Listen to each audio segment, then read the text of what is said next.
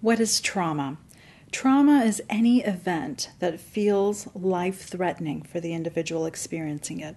So it can be something major, like an assault, a car wreck, a natural disaster, a death. But trauma can also be something more subtle that our people around may not know that it is traumatic for that person.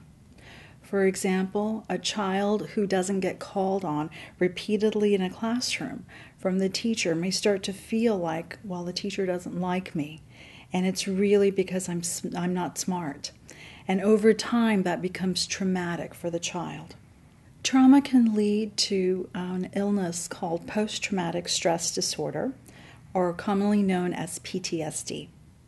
Anytime trauma occurs, or the symptoms rather of trauma occur for more than 4 weeks at a time, it results to PTSD, which is characterized by intrusive nightmares that are so intense the person wakes up completely covered in sweat.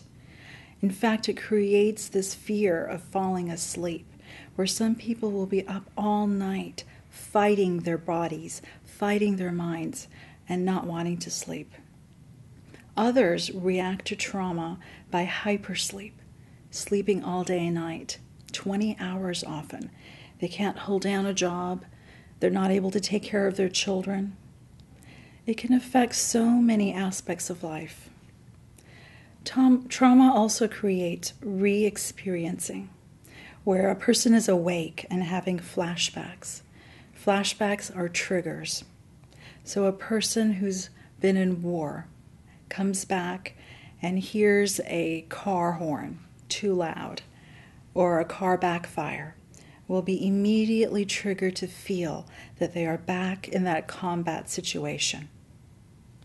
And so like that, these triggers often lead to these intense anxiety moments where the person feels like they have to stay home.